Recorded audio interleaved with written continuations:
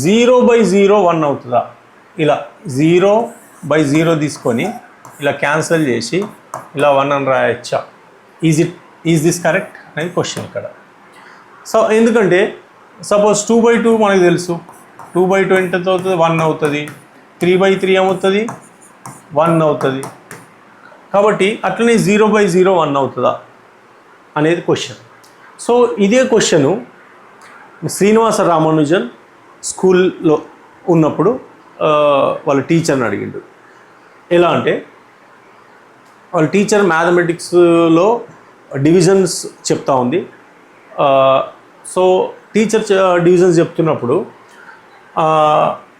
ఇలాంటి క్వశ్చన్స్ ఉన్నాయి. Suppose 12 apples ఉన్నాయి. 12 యాపిల్స్ అండ్ 4 చిల్డ్రన్ ఉన్నారు. ఈ 12 యాపిల్స్ 4 చిల్డ్రన్కి డిస్ట్రిబ్యూట్ చేస్తే each child get how many apples అనే క్వశ్చన్. ఇలాంటి క్వశ్చన్స్ చేపిస్తుంది టీచర్. చేపిస్తున్నప్పుడు యాక్చువల్లీ జనరల్గా ఎలా చేస్తారు? 12 యాపిల్స్ 4 చిల్డ్రన్, 4 3s are అంటే each child get how many apples? 3 apples.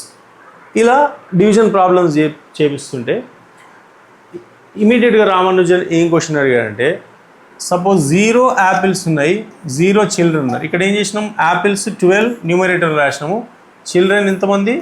4 denominator రాసినాము. Divide చేస్తే ఈచ్ చైల్డ్ గెట్ 3 యాపిల్ అని వచ్చింది. రామానుజన్ ఏం అడిగాడంటే 0 యాపిల్స్ 0 చిల్డ్రన్కి డివైడ్ చేస్తే మరి ఈచ్ చైల్డ్ గెట్ 1 యాపిల్ రావాలి కదా, ఇది కరెక్టా అని అడిగాడు. సో కానీ ఇక్కడ no apples no children, how each child get 1 apple? కాబట్టి ఇది అన్డిఫైన్డ్ అన్నమాట. కాబట్టి 0/0 అనేది అన్డిఫైన్డ్. కాబట్టి 0 0 క్యాన్సల్ చేయకూడదు.